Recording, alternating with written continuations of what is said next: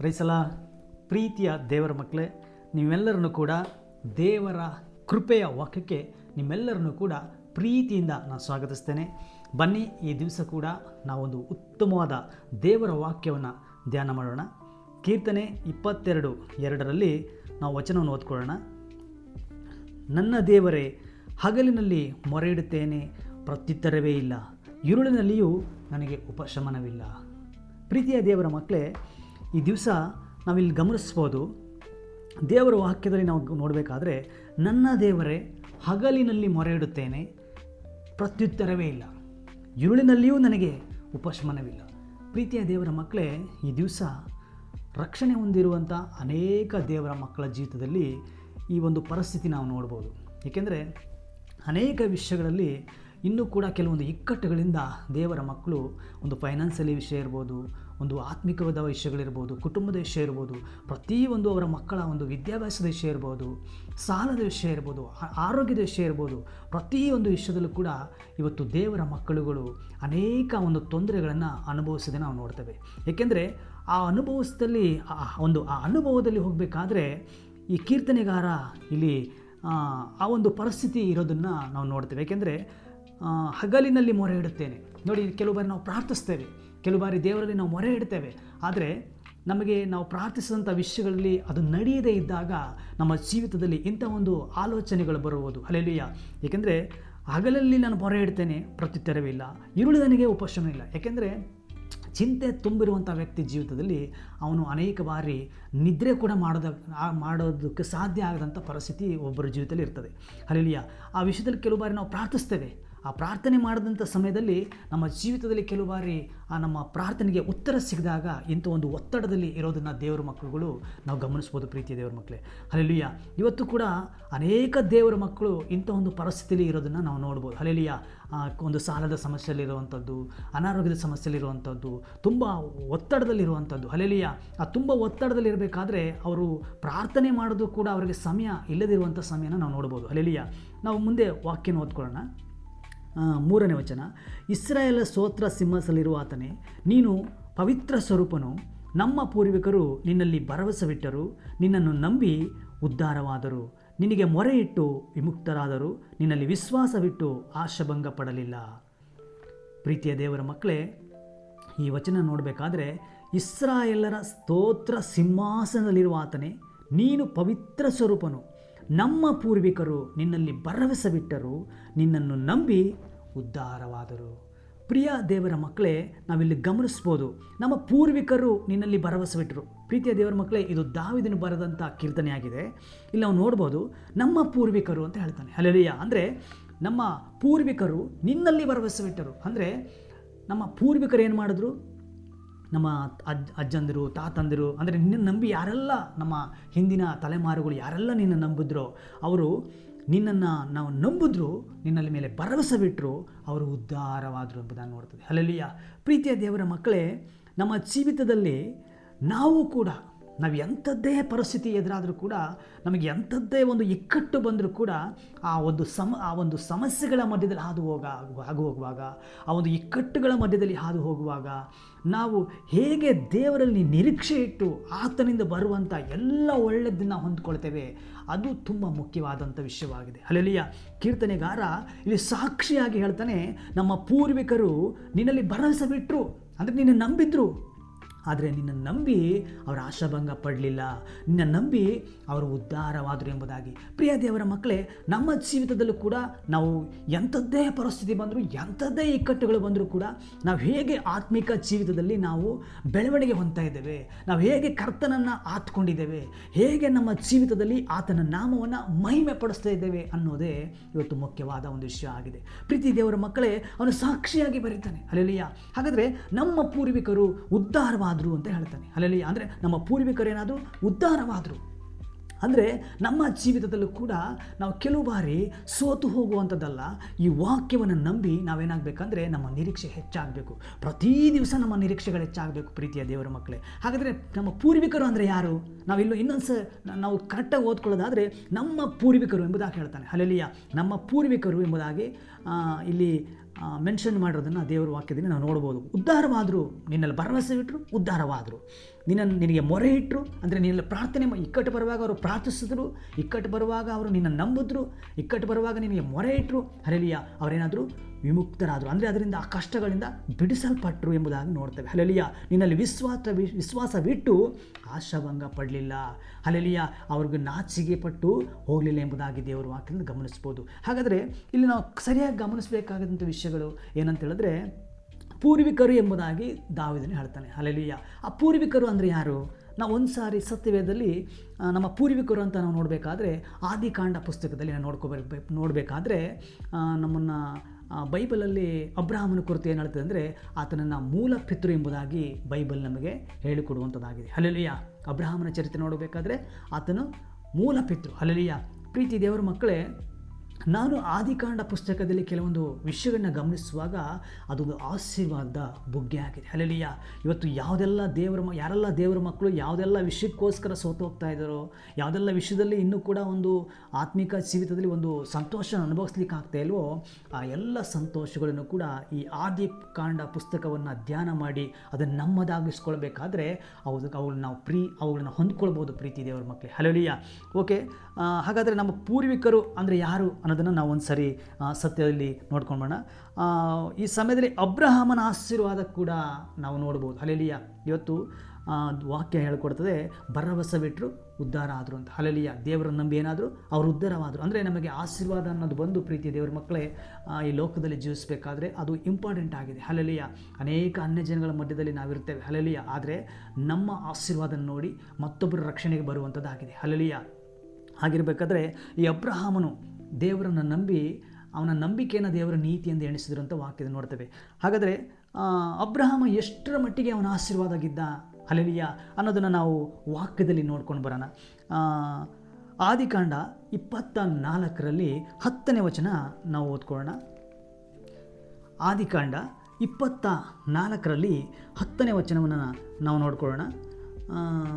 ಅಲ್ಲಿ ವಾಕ್ಯ ಹೇಳ್ತದೆ, ತರುವಾಯ ಆ ಸೇವಕನು ತನ್ನ ದಣಿಯ ಒಂಟೆಗಳಲ್ಲಿ 10 ಒಂಟೆಗಳನ್ನು ಸಿದ್ಧ ಮಾಡಿ ದಣಿಯ ಆಸ್ತಿಯಿಂದ ಶ್ರೇಷ್ಠವಾದ ಒಡವೆಗಳನ್ನು ತನ್ನ ವಶಕ್ಕೆ ತೆಗೆದುಕೊಂಡು ಹೊರಟು 2 ನದಿಗಳ ಮಧ್ಯದಲ್ಲಿರುವ ಅರಾಮ್ ಸೀಮೆಗೆ ಬಂದು ನಾಹೋರನ ವಾಸದ ಊರನ್ನು ಮುಟ್ಟಿದನು. ಹಲ್ಲೆಲೂಯಾ, ಪ್ರೀತಿಯ ದೇವರ ಮಕ್ಕಳೇ, ಇಲ್ಲಿ ವಾಕ್ಯ ಹೇಳ್ತದೆ, ಆ ಸೇವಕನು ಅಂದರೆ ಯಾರು?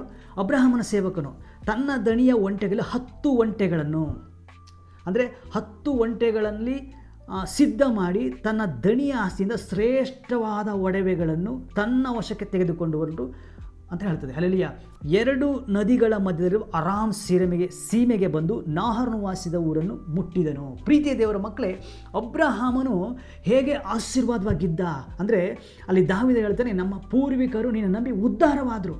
ಹಲ್ಲೆಲೂಯಾ, ಅವರ ಆಶಾಭಂಗ ಪಡಲಿಲ್ಲ.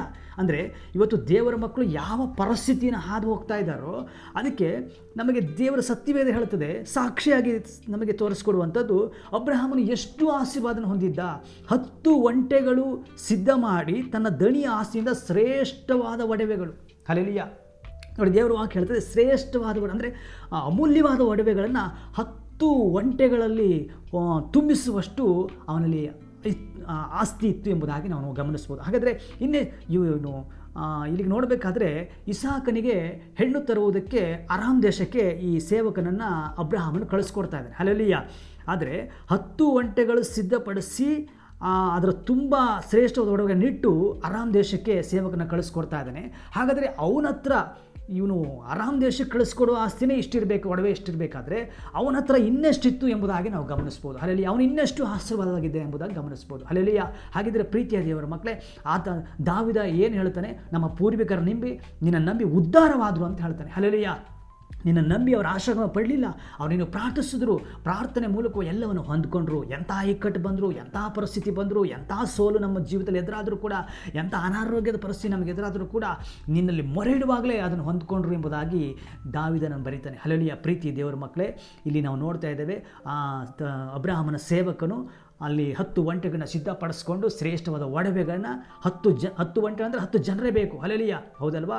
ಆ 10 ಒಂಟೆಗಳು ಸಿದ್ಧಪಡಿಸಿ 10 ಒಂಟೆಗಳಿಗೂ ಕೂಡ ತುಂಬುವಷ್ಟು ಶ್ರೇಷ್ಠವಾದ ವಸ್ತುಗಳನ್ನು ಅರಾಮ್ ದೇಶಕ್ಕೆ ಇದನ್ನು ಕೊಂಡೊಯ್ತಾ ಇದ್ದಾನೆ. ಹಲ್ಲೆಲೂಯಾ, ಹಾಗಿದ್ರೆ ನಾನು ಮೊದಲೇ ಹೇಳಿದ ಹಾಗೆ ಇನ್ನೆಷ್ಟು ಇವನು ಆಶೀರ್ವಾದಗಿದ್ದ ಎಂಬುದಾಗಿ ನಾವು ನೋಡ್ಬೋದು. ಇನ್ನೊಂದು ಕಡೆ ಅಬ್ರಹಾಮನ ಕುರಿತೆ ತನ್ನ ಸೇವಕನ ಏನು ಹೇಳ್ತಾನೆ, ಇವನು ಅಬ್ರಹಾಮನ ಎಷ್ಟು ಆಶೀರ್ವಾದಗಿದ್ದ ಅನ್ನೋದನ್ನು ಅವನ ಸೇವಕನು ಅರಾಮ್ ದೇಶದಲ್ಲಿ ಹೋಗಿ ಹೇಳ್ತಾನೆ. ಹಲ್ಲೆಲೂಯಾ, ನನ್ನ ಸೇವಕ ಎಷ್ಟು ಆಶೀರ್ವಾದಗಿದ್ದಾನೆ ಅಂತ ಹೇಳಿದ್ರೆ ನನ್ನ ಸೇವಕನ ಆಶೀರ್ವಾದ ಮಾಡಿರೋದು ಸರ್ವಶಕ್ತನಾದ ದೇವರು ಎಂಬುದಾಗಿ ಆತನ ಸೂಚಿಸ್ತಾನೆ. ಹಾಗಿದ್ರೆ ಪ್ರೀತಿಯ ದೇವರ ಮಕ್ಕಳೇ, ನಮಗೇನು ಬೇಕಂತ ಹೇಳಿದ್ರೆ ಇವತ್ತು ಲೋಕದಲ್ಲಿ ಜೀವಿಸಬೇಕಾದ್ರೆ ನಾವು ದರಿದ್ರವಾಗಿರುವಂಥದ್ದಲ್ಲ, ನಾವು ಆಶೀರ್ವಾದವಾಗಿ ಅನೇಕ ಜನರ ಮಧ್ಯದಲ್ಲಿ ನಾವು ಸಾಕ್ಷಿಯನ್ನು ಹೇಳಬೇಕಂದ್ರೆ ನಾವು ಆಶೀರ್ವಾದ ಸತ್ಯದಲ್ಲಿ ಬರೆಯಲ್ಪಟ್ಟ ಎಲ್ಲ ಆಶೀರ್ವಾದ ನಾವು ಅನುಭವಿಸಬೇಕೆಂಬುದು ದೇವರ ಚಿತ್ತ ಆಗಿದೆ ಪ್ರೀತಿ ದೇವರ ಮಕ್ಕಳೇ. ಹಾಗಿದ್ರೆ ಇನ್ನೊಂದು ವಚನ ನಾವು ನೋಡ್ಕೊಳ್ಳೋಣ. ಆದಿಕಾಂಡ 24ನೇ ಅಧ್ಯಾಯದಲ್ಲಿ 34-35 ಅಲ್ಲಿ ಬೆಳ್ಳಿ ಬಂಗಾರ ಅವನಲ್ಲಿತ್ತು ಎಂಬುದಾಗಿ ತನ್ನ ಸೇವಕನು ಅಂದರೆ ಅಬ್ರಹಾಮನ ಸೇವಕನು ಆ ಲಾಬಾನನ ಮನೆಯಲ್ಲಿ ಹೋಗಿ, ಅಂದರೆ ನಾಹೋರನ ಮನೆಯಲ್ಲಿ ಹೋಗಿ ಸಾಕ್ಷಿಯನ್ನು ಹೇಳ್ತಾನೆ. ಹಲ್ಲೆಲೂಯಾ. ಓಕೆ, ನಾವಿನ್ನೊಂದು ಸರಿ ಇಲ್ಲಿ ನೋಡ್ಕೊಳ್ಳೋಣ. ಅವನು ಹೇಳಿದ್ದೇನೆಂದರೆ, ನಾನು ಅಬ್ರಹಾಮನ ಸೇವಕನು, ಅದೇ ಆದಿಕಾಂಡ ಪುಸ್ತಕ 24ನೇ ಅಧ್ಯಾಯದಲ್ಲಿ 34ನೇ ವಚನ. ಅವನು ಹೇಳಿದ್ದೇನೆಂದರೆ, ನಾನು ಅಬ್ರಹಾಮನ ಸೇವಕನು, ಯೆಹೋವನು ನನ್ನ ದಡಿಯನ್ನು ಬಹಳವಾಗಿ ಅಭಿವೃದ್ಧಿಪಡಿಸಿ ಅವನಿಗೆ ಕುರಿದನಗಳನ್ನು, ಬೆಳ್ಳಿ ಬಂಗಾರವನ್ನು, ದಾಸಿಯರನ್ನು, ಒಂಟೆಗಳನ್ನು, ಕತ್ತೆಗಳನ್ನು ಕೊಟ್ಟುದರಿಂದ ಅವನು ಧನವಂತನಾದನು. ನೋಡಿ ಪ್ರೀತಿ ದೇವರ ಮಕ್ಕಳೇ, ಅಬ್ರಹಾಮನ ಸೇವಕನಾದಂಥ ಅಂದರೆ ಲಾಬನ ಮನೆ ಹತ್ರ ಹೋಗಿದ್ದಾನೆ ಇವನು. ಯಾರು? ಅಬ್ರಹಾಮನ ಸೇವಕನು ಇಸಾಕನಿಗೆ ಹೆಣ್ಣು ತರಲಿಕ್ಕೆ ಹೋಗಿರುವಂಥದ್ದು ಇಲ್ಲಿ ನಾವು ಗಮನಿಸ್ಬೋದು. ಅವನು ಹೇಳಿದ್ದೆಂದರೆ, ನಾನು ಅಬ್ರಹಾಮನ ಸೇವಕನು, ಅಂದರೆ ಅಬ್ರಹಾಮನ ನಾನು ಸೇವಕ. ಅಂದರೆ ಅಬ್ರಹಾಮ ಯಾರನ್ನಾಗಿದ್ದಾನೆ? ಸೇವಕರಿಗೆ ದಣಿಯಾಗಿದ್ದಾನೆ. ಹಲ್ಲೆಲೂಯಾ. ದಣಿ ಅಂತ ನಾವು ದಿವಸ ಯಾರನ್ನು ಕರಿಬೋದು? ಹಲ್ಲೆಲೂಯಾ. ನೀವು ಗಮನಿಸ್ಬೋದು, ಅವನೇ ಹೇಳ್ತಾನೆ, ನನ್ನ ದಣಿಯನ್ನು ಹೇಗೆ ದೇವರ ಆಶೀರ್ವಾದ ಮಾಡಿದ್ದಾನೆ ಎಂಬುದನ್ನು ಅವನು ಸಾಕ್ಷಿಯಾಗಿ ಹೇಳ್ಕೊಡ್ತಾನೆ. ಯೆಹೋವನು ನನ್ನ ದಣಿಯನ್ನು ಬಹಳವಾಗಿ ಅಭಿವೃದ್ಧಿಪಡಿಸಿ ಅವನಿಗೆ ಕುರಿ ದನಗಳನ್ನು, ಬೆಳ್ಳಿ ಬಂಗಾರವನ್ನು, ದಾಸಿಯರನ್ನು, ಒಂಟೆಗಳನ್ನು, ಕತ್ತೆಗಳನ್ನು ಕೊಟ್ಟದಿಂದ ಅವನು ಧನವಂತನಾದನು. ಹಲ್ಲೆಲೂಯಾ. ಅದಿದಾವುದನ್ನು ಹೇಳಿದ, ನಮ್ಮ ಪೂರ್ವಿಕರು ನಿನ್ನ ನಂಬಿ ಉದ್ಧಾರವಾದರು. ಹಲ್ಲೆಲೂಯಾ. ನನ್ನ ಪೂರ್ವಿಕರನ್ನು ನಂಬಿ ಏನು ಮಾಡೋದು? ಉದ್ಧಾರ ಆದರು. ಅದೇ ವಚನವನ್ನು ಕೂಡ ಅವನು ಏನು ದಾವಿದ ಹೇಳ್ತಾನೋ ಅವನ ಒಂದು ಸಾಕ್ಷಿಯನ್ನು, ಅಂದರೆ ದೇವರನ್ನು ನಂಬಿ, ಹಲ್ಲೆಲೂಯಾ, ದೇವರನ್ನು ನಂಬಿ ಯಾರು ಕೂಡ ಆಶಾಭಂಗ ಪಟ್ಟಿಲ್ಲ ಅನ್ನೋದನ್ನು ಅಬ್ರಹಾಮನ ಜೀವಿತನ ನೋಡಿ ನಾವು ಕಲಿಬೋದು ಪ್ರೀತಿ ದೇವರ ಮಕ್ಕಳೇ. ಹಾಗಿದ್ರೆ ನಮಗೆ ಇವತ್ತು ದೇವರ ಮಕ್ಕಳಿಗೆ ಈ ದಿವಸ ನಾನು ಹೇಳ್ತೇನೆ, ಈ ಲೋಕದಲ್ಲಿ ಜೀವಿಸಬೇಕಾದ್ರೆ ದೇವರ ಮಕ್ಕಳುಗಳು ಆಶೀರ್ವಾದ ಇರಬೇಕೆಂಬುದೇ ದೇವರ ಚಿತ್ತ ಆಗಿದೆ. ಹಲ್ಲೆಲೂಯಾ. ದೇವರ ಮಕ್ಕಳ ಜೀವಿತದಲ್ಲಿ ಎಲ್ಲದರಲ್ಲೂ ಕೂಡ ಯಾವುದಕ್ಕೂ ಕೊರತೆ ಇಲ್ಲದೆ ಇರುವಂಥದ್ದು ದೇವರ ಚಿತ್ತ ಆಗಿದೆ. ಹಾಗಿದ್ರೆ ನಾವು ಇನ್ನೊಂದ್ಸರಿ ಓದ್ಕೊಳ್ಳೋಣ. ಅವನು ಹೇಳಿ, ನಾನು ಅಬ್ರಹಾಮನ ಸೇವಕನು, ಯೆಹೋವನು ನನ್ನ ದಣಿಯನ್ನು ಬಹಳವಾಗಿ ಅಭಿವೃದ್ಧಿಪಡಿಸಿ ಅವನಿಗೆ ಕುರಿದನಗಳನ್ನು, ಬೆಳ್ಳಿ ಬಂಗಾರವನ್ನು, ದಾಸಿಯರನ್ನು, ಒಂಟೆಗಳನ್ನು, ಕತ್ತೆಗಳನ್ನು ಕೊಟ್ಟಿದ್ದರಿಂದ ಅವನು ಧನವಂತನಾದನು. ಆಶೀರ್ವಾದ ಎಲ್ಲಿ ಅಡಗಿದೆ? ನಮ್ಮ ಕರ್ತನಾದ ಯೇಸು ಕ್ರಿಸ್ತನಲ್ಲಿ ಅಡಗಿದೆ. ಆಶೀರ್ವಾದ ನೀವು ಹೊಂದ್ಕೊಳ್ಬೇಕಾದ್ರೆ ನಿಮಗೆ ನಂಬಿಕೆ ಬೇಕು. ಹಲ್ಲೆಲೂಯಾ. ಪ್ರೀತಿಯ ದೇವರ ಮಕ್ಕಳೇ, ನಾವು ಯಾವುದನ್ನು ನಂಬ್ತೇವೋ ಅದು ನಮ್ಮ ಜೀವಿತದಲ್ಲಿ ಬರೋದಕ್ಕೆ ಆರಂಭ ಆಗ್ತದೆ. ಯಾವತ್ತು ನಾವು ಯಾವುದರ ಮೇಲೆ ಅಪನಂಬಿಕೆ ಉಳ್ಳವರಾಗ್ತೇವೋ ಅದನ್ನು ನಾವು ಹೊಂದಲಿಕ್ಕೆ ಆಗೋದಿಲ್ಲ. ಅಬ್ರಹಾಮನು ದೇವರನ್ನು ನಂಬಿದ, ಅಲ್ಲಿ ದಾವಿದನು ಸಾಕ್ಷಿ ಕೊಡ್ತಾನೆ, ನಿನ್ನ ನಂಬಿ ಉದ್ಧಾರ ಆದರು. ಹಲ್ಲೆಲೂಯಾ. ನಿನ್ನ ನಂಬಿ ಅವರು ದರಿದ್ರಕ್ಕೆ ಹೋಗಲಿಲ್ಲಪ್ಪ, ನಿನ್ನ ನಂಬಿ ಅವರು ಉದ್ಧಾರವಾದರು, ನಿನ್ನ ಪ್ರಾರ್ಥಿಸಿದ್ರು, ಅವರು ಬಿಡುಗಡೆ ಹೊಂದ್ಕೊಂಡ್ರು. ಎಂಥ ಇಕ್ಕಟ್ಟು ಬಂದರು, ಎಂಥ ಪರಿಸ್ಥಿತಿ ಬಂದರು, ಎಲ್ಲ ಸಮಯದಲ್ಲಿ ನಿನ್ನ ನಾಮವನ್ನು ಮೇಮೆ ಪಡಿಸಿದ್ರು, ಅವರೆಲ್ಲವನ್ನು ಹೊಂದ್ಕೊಂಡ್ರು ಎಂಬುದಾಗಿ ದಾವಿದನು ಸಾಕ್ಷಿ ಕೊಡ್ತಾನೆ. ಅದೇ ರೀತಿಯಾಗಿ ಸತ್ಯವಾಗಿ ನೋಡ್ತೇವೆ, ಇಲ್ಲಿ ಅಬ್ರಹಾಮನ ಸೇವಕನು ಹೇಳ್ತಾನೆ, ಸಾಕ್ಷಿಯಾಗಿ ತೋರಿಸ್ಕೊಡ್ತಾ ಇದ್ದಾನೆ. ಯಾಕೆಂದರೆ ಅವನ ಹತ್ರ ಇದ್ದಿದ್ದರಿಂದನೇ ಅರಾಮ್ ದೇಶಕ್ಕೆ ಅಷ್ಟು 10 ಒಂಟೆಗಳಲ್ಲಿ ಹಿಡಿಯೋಷ್ಟು ಒಡವೆಗೆ ತಗೊಂಡು ಹೋಗ್ತಾ ಇದ್ದಾನೆ. ಇಲ್ಲಿ ಇನ್ನೊಂದು 34-35 ನನ್ನ ದಣಿ ಬಹಳ ಧನವಂತನಾಗಿದ್ದಾನೆ, ಯಾಕೆಂದರೆ ನನ್ನ ಕರ್ತನಾದ ಯೆಹೋವನು ಅವನನ್ನು ಆಶೀರ್ವಾದ ಮಾಡಿದ್ದಾನೆ ಎಂಬುದಾಗಿ. ಹಲ್ಲೆಲೂಯಾ. ಪ್ರೀತಿಯ ದೇವರ ಮಕ್ಕಳೇ, ನಮಗೆ ಸರಿಯಾಗಿ ಅರ್ಥ ಆಗಬೇಕು, ದೇವರ ಮಕ್ಕಳಿಗೆ ಆಶೀರ್ವಾದ ಬೇಕೋ ಬೇಡ ಎಂಬುದಾಗಿ. ಹಲ್ಲೆಲೂಯಾ. ಇವತ್ತು ಅನೇಕರಿಗೆ ಆಶೀರ್ವಾದದ ಕುರಿತು ಅರಿವಿಲ್ಲದ ಕಾರಣ ಅನೇಕರು ಇನ್ನೂ ಕೂಡ ಅದೇ ಒಂದು ಕಷ್ಟದಲ್ಲಿ, ಅದೇ ಒಂದು ಚಿಂತೆಯಲ್ಲಿ, ಅದೇ ಒಂದು ಇಕ್ಕಟ್ಟಿನಲ್ಲಿ ಹೋಗ್ತಾ ಇದ್ದಾರೆ. ಯಾಕೆಂದರೆ ನಾವು ಆದಿಕಾಂಡ ಪುಸ್ತಕದಲ್ಲಿ ನಾನು ಮೊದಲೇ ಹೇಳಿದೆ, ಇದೊಂದು ಆಶೀರ್ವಾದದ ಬುಗ್ಗೆ ಆಗಿದೆ ಈ ಪುಸ್ತಕ. ಹಲ್ಲೆಲೂಯಾ. ಈ ಬುಗ್ಗೆಯಲ್ಲಿ ಇರುವಂಥ ಎಲ್ಲ ಒಳ್ಳೆಯದನ್ನು ಹೊರಗೆ ತೆಗೆಯುವಂಥ ಕೆಲಸವನ್ನು ಈ ದಿವಸ ದೇವರು ಸ್ವಲ್ಪ ಮಟ್ಟಿಗೆ ನನ್ನೊಟ್ಟಿಗೆ ಮಾತನಾಡಿ ಇದನ್ನು ನಿಮ್ಮೊಂದಿಗೆ ಹಂಚಿಕೊಳ್ಳುವಂಥ ವಿಷಯನ ನಮಗೆ ಕೊಟ್ಟಿದ್ದಾರೆ. ಪ್ರೀತಿಯ ದೇವರ ಮಕ್ಕಳೇ, ನೀವೇನು ಈ ವಚನ ಹೊಂದ್ಕೊಳ್ತಾ ಇದ್ದಾರೋ ಈ ವಚನದ ಮೂಲಕ ಇರುವಂಥ ಎಲ್ಲ ಆಶೀರ್ವಾದನ ನೀವು ಹೊಂದ್ಕೊಳ್ಬೇಕೆಂಬುದಾಗಿ ನಾನು ಆಸೆ ಪಡ್ತೇನೆ. ಹಲ್ಲೆಲೂಯಾ. ಓಕೆ, ನಾವು ಮುಂದೆ ಹೋಗೋಣ. ಇಲ್ಲಿ ಅಬ್ರಹಾಮನ ಅಭಿವೃದ್ಧಿಯನ್ನು ನೋಡ್ತೇವೆ. ಅಲ್ಲೆಲಿಯ ಅಬ್ರಹಾಮನು ಸೇವಕನೇ ಬಂದು ಸಾಕ್ಷಿ ಕೊಡೋದನ್ನು ನೋಡ್ತೇವೆ. ಅಂದರೆ ಅಬ್ರಹಾಮನ ಸೇವಕನ ಆತನ ಅಣ್ಣಜ್ಜನ. ಅಲ್ಲೆಲಿಯ ಹೌದಲ್ವಾ? ನಾವಿರುವಂತಹ ಪ್ಲೇಸು ಎಂಥದ್ದೇ ಕಠಿಣವಾದ ಪರಿಸ್ಥಿತಿ ನಿಮಗೆ ಇರ್ಬೋದು ಇವತ್ತು. ಅಲ್ಲೆಲಿಯ ಆದರೆ ನೀವು ಯಾವುದನ್ನು ನಂಬ್ತೀರಾ, ನಮ್ಮ ದೇವರನ್ನು ಆರಾಧಿಸ್ತಾ ಇದ್ದೀರಾ, ನಮ್ಮ ದೇವರನ್ನು ನೀವು ಪ್ರೀತಿಸ್ತಾ ಇದ್ದೀರಾ, ಒಪ್ಕೊಳ್ತೀವಿ. ಆದರೆ ನಿಮ್ಮ ಜೀವಿತ ಇವತ್ತು ಸ್ಟ್ರಗಲಲ್ಲಿ ಇರಬೇಕಾದ್ರೆ, ನಿಮ್ಮ ಜೀವಿತ ಇವತ್ತು ಚಿಂತೆಯಲ್ಲಿ ಇರಬೇಕಾದ್ರೆ, ನಿಮ್ಮ ಜೀವಿತ ಇವತ್ತು ದರಿದ್ರದಲ್ಲಿ ಇರಬೇಕಾದ್ರೆ, ನೀವು ಯಾವುದನ್ನು ನಂಬುದೇ ಇಲ್ವೋ ಅದು ನಿಮ್ಮ ಜೀವಿತದಲ್ಲಿ ಬರೋದಕ್ಕೆ ಆಗ್ತಾ ಇಲ್ಲ. ಅಲ್ಲೆಲಿಯ ನಮ್ಮ ದೇವರು ಆಶೀರ್ವದಿಸಿದ ದೇವರು. ಹಲ್ಲೆಲೂಯ.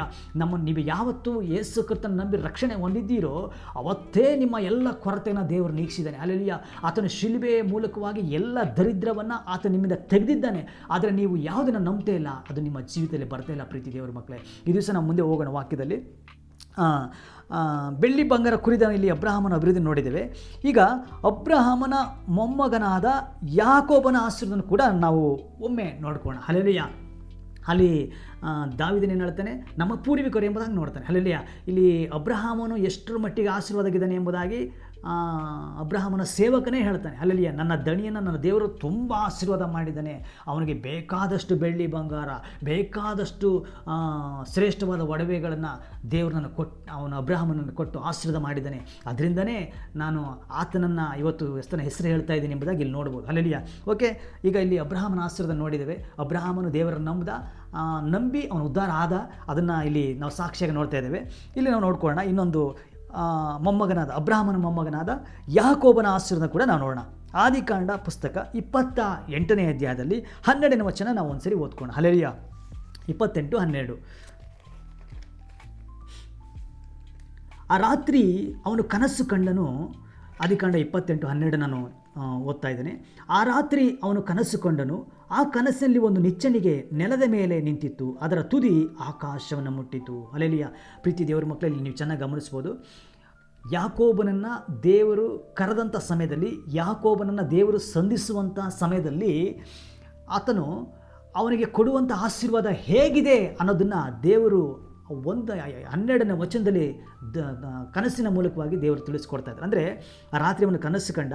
ಆ ಕನಸಿನಲ್ಲಿ ಒಂದು ಏಣಿ ಆಕಾಶಕ್ಕೆ ಹಾಕಿತ್ತು, ಅಲ್ಲಿ ನೆಲದ ಮೇಲೆ ನಿಂತಿತ್ತು, ಅದರ ತುದಿ ಆಕಾಶವನ್ನು ಮುಟ್ಟಿತ್ತು. ಅಲ್ಲಿ ಪ್ರೀತಿಯ ದೇವರ ಮಕ್ಕಳೇ, ನೀವು ಆಶೀರ್ವಾದ ಅನ್ನೋದನ್ನು ನೀವು ನಂಬಬೇಕಾಗ್ತದೆ. ಅಲ್ಲಿ ಯಾಕೆಂದರೆ ನಮ್ಮ ಜೀವಿತದಲ್ಲಿ ಆಶೀರ್ವಾದ ಇಲ್ಲ ಅಂತ ಹೇಳಿದ್ರೆ ನಿಮಗೆ ಯೇಸು ಕ್ರಿಸ್ತನನ್ನು ನೀವು ಹೊಂದಿಕೊಂಡಿರುವಂಥದ್ದು ಯಾವ ರೀತಿ ಒಂದು ಜನರಿಗೆ ಪರಿಹಾಸವಾಗಿ ಕಾಣ್ತದೆ. ಅಲ್ಲಿ ಇವರು ದೇವರು ನಂಬಿದಾರಪ್ಪ, ಯಾವಾಗಲೂ ಕೂಡ ಬರೀ ಬಡತನ ಹೇಳ್ತಾ ಇರ್ತಾರೆ, ಯಾವಾಗಲೂ ಬರೀ ಸಾಲ ಅಂತ ಇರ್ತಾರೆ, ಯಾವಾಗಲೂ ಬರೀ ರೋಗ ಅಂತ ಇರ್ತಾರೆ, ಯಾವಾಗಲೂ ಬರೀ ಇವರು ಚಿಂತೆ ಮಾಡ್ತಾ ಕೂತಿರ್ತಾರೆ. ಇನ್ನು ಹೇಗೆ ಇವರು ಮತ್ತೊಬ್ಬರಿಗೆ ಯೇಸುವನ್ನು ನಂಬಿಸ್ಲಿಕ್ಕೆ ಸಾಧ್ಯ ಆಗ್ತದೆ? ಪ್ರೀತಿಯ ದೇವರ ಮಕ್ಕಳೇ, ನಾವಿವತ್ತು ನೀವು ಯಾವುದನ್ನು ಹೊಂದ್ಕೊಂಡಿದ್ದೀರಾ ಅದನ್ನು ಜನಗಳ ಹತ್ರ ಹೋಗಿ ನೀವು ಸಾಕ್ಷಿ ಹೇಳ್ಬೋದು. ನಾನು ನೋಡಿ, ನನ್ನ ದೇವರು ನಂಬಿದ್ರಿಂದ, ನಾನು ದೇವರು ನನ್ನ ಇಷ್ಟು ಆಶೀರ್ವಾದ ಮಾಡಿದ್ರಿಂದ ನಾನು ಈ ರೀತಿಯಾಗಿ ಬೆಳೆದು ನಿಂತಿದ್ದೇನೆ ಎಂಬುದಾಗಿ. ಹಲ್ಲೆಲೂಯ. ಆದರೆ ಇಲ್ಲಿ ಯಾಕೋಬನನ್ನು ಕರಿಬೇಕಾದ್ರೆ ನಾವು ಗಮನಿಸ್ಬೋದು. 28:12 ಕನಸು ಕಂಡನು. ಕನಸಿನಲ್ಲಿ ಒಂದು ನಿಚ್ಚಣಿಗೆ ನೆಲದ ಮೇಲೆ ನಿಂತಿತ್ತು, ಅದರ ತುದಿ ಆಕಾಶವನ್ನು ಮುಟ್ಟಿತ್ತು ಎಂಬುದು ದೇವರ ವಾಕ್ಯ ಹೇಳ್ತಾರೆ. ಹಲ್ಲೆಲೂಯ. ಅಂದರೆ ಅವನಿಗೆ ಕೊಟ್ಟಂಥ ಆಶೀರ್ವಾದವನ್ನು ಇಲ್ಲಿ 13, 14, 15 ನೀವು ಚೆನ್ನಾಗಿ ಓದಿ ಅದನ್ನು ಗಮನಿಸಿದರೆ ನಿಮಗೆ ಗೊತ್ತಾಗ್ತದೆ. ನೋಡಿ, ನಾನು ಓದ್ಕೊಂಡು ಹೋಗ್ತೇನೆ. ಅದರ ಮೇಲೆ ದೇವದೂತರು ಹತ್ತುತ್ತಾ ಇಳಿತಿದ್ದರು. ಇದರಲ್ಲಿ ಯೆಹೋವನು ಅವನ ಬಳಿಯಲ್ಲಿ ನಿಂತು, ನಾನು ನಿನ್ನ ತಂದೆಯಾದ ಅಬ್ರಹಾಮನ ದೇವರು, ಇಸಾಕನ ದೇವರು ಆಗಿರೋ ಯೆಹೋವನು, ನೀನು ಮಲಗಿಕೊಂಡಿರುವ ಈ ದೇಶವನ್ನು ನಿನಗೂ ನಿನ್ನ ಸಂತತಿಗೂ ಕೊಡುತ್ತೇನೆ. ನಿನ್ನ ಸಂತತಿಯು ಭೂಮಿಯ ಧೂಳಿನಂತೆ ಅಸಂಖ್ಯವಾಗುವುದು. ನೀನು ಪೂರ್ವ, ಪಶ್ಚಿಮ, ದಕ್ಷಿಣ ದಿಕ್ಕುಗಳಿಗೆ ಹರಡಿಕೊಳ್ಳಿವಿ. ನಿನ್ನ ಮೂಲಕವೂ ನಿನ್ನ ಸಂತತಿಯ ಮೂಲಕವೂ ಭೂಮಿಯ ಎಲ್ಲ ಕುಲದವರಿಗೂ ಆಶೀರ್ವಾದ ಉಂಟಾಗುವುದು. ಇದಲ್ಲದೆ ನಾನು ನಿನ್ನ ಸಂಗಡ ಇದ್ದು ನೀನು ಹೋಗುವ ಎಲ್ಲ ಸ್ಥಳವನ್ನು ಕಾಪಾಡಿ ತಿರುಗಿ ಈ ದೇಶಕ್ಕೆ ಬರಮಾಡುತ್ತೇನೆ. ನಾನು ನಿನಗೆ ಹೇಳಿದನ್ನೆಲ್ಲ ನೆರವೇರಿಸಿದ ಹೊರತು ಬಿಡುವುದಿಲ್ಲ ಅಂದನು. ಪ್ರೀತಿಯ ದೇವರ ಮಕ್ಕಳೇ, ಇಲ್ಲಿ 14ನೇ ವಚನ ನೋಡಿ, ನಿನ್ನ ಸಂತತಿ ಭೂಮಿ ಧೂಳಿನಂತೆ ಅಸಂಖ್ಯವಾಗುವುದು.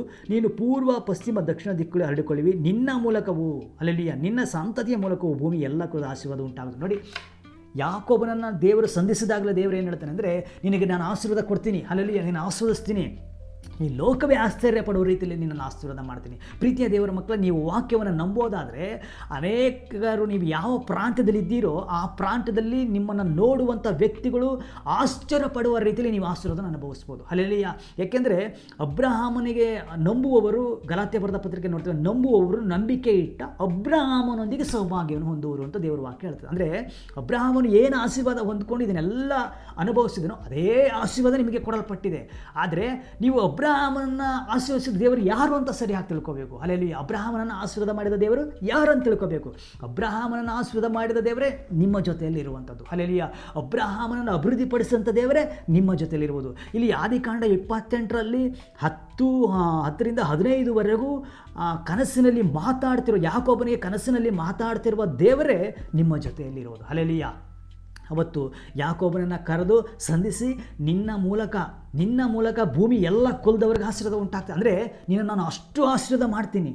ಆ ಆಶೀರ್ವಾದ ಮೂಲಕ ನೀನು ಇರುವಂಥ ಎಲ್ಲ ಏರಿಯಾಗಳಲ್ಲೂ ನೀನು ಯಾರು ಅನ್ನೋದನ್ನು ಗುರುತಿಸುವಷ್ಟು ಮಟ್ಟಿಗೆ ನಿನ್ನನ್ನು ಆಶೀರ್ವಾದ ಮಾಡ್ತೀನಿ ಎಂಬುದಾಗಿ ದೇವರು ಕನಸಿನಲ್ಲಿ ಹೇಳೋದನ್ನು ನಾವು ನೋಡ್ಬೋದು. ಪ್ರೀತಿ ದೇವರ ಮಕ್ಕಳೇ, ಇಲ್ಲಿ ನಾವು ಗಮನಿಸೋಣ ಇನ್ನೊಂದು ಸರಿಯ ವಾಕ್ಯವನ್ನು.